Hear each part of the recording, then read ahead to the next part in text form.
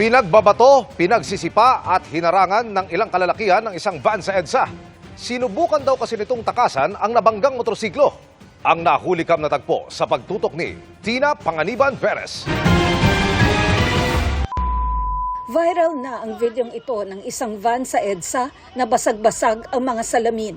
Binato ito ng helmet at pinigilang umandar ng ilang lalaki at hinarangan din ng isang truck. Nang hindi pa rin huminto ang van, pinagsisipa ito ng isang lalaki, kaya nagkayupi-yupi ang pintuan. Huminto ang mga sasakyan sa EDSA dahil sa insidente, kaya nakapag-counterflow ang van at nakaliko sa New York Street. Pero binato ulit ang likurang bintana nito bago ito nakaandar palayo. Sa gilid ng New York Street, makikita ang isang nakatumbang motorsiklo. Ang pagbangga pala rito ng van ang mitya ng insidente. After po niya mabangga, ang nangyari po, instead na huminto siya at tulungan yung kanya nabangga, nag-attempt po siya na tumakas at bumalik sa EDSA. Pero yung mga tao po doon during that time, in-attempt naman po nila na pigilan tong van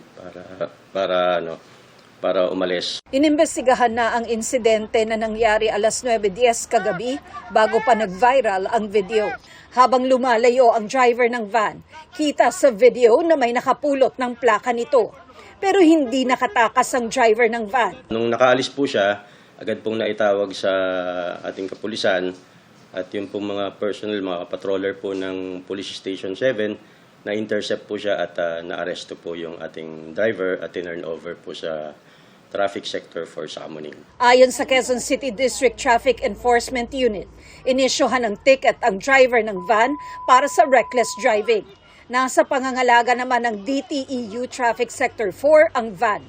Pero nagkaayos na ang driver ng van at nabanggang rider ng motorsiklo. Nag-usap po yung dalawang partido at ito pong ating biktima ay hindi na magpupursue ng anuman pong reklamo at nagkaayos po silang dalawa. And sa part naman po natin ng QCPD, we will be submitting also report po sa LTO regarding this incident po. Sinisika pa ng GMA Integrated News na makuna ng pahayag ang LTO.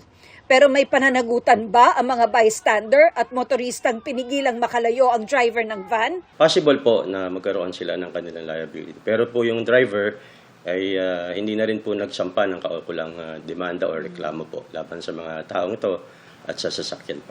Paalala ng QCDTEU sa lahat, isa-isip ang salitang Pasko ngayong holidays. Ito pong pagdiriwang natin po ng Pasko dapat maging masaya, maging ligtas, at maging payapa. Para sa GMA Integrated News, Tina Panganiban Perez, nakatutok 24 oras.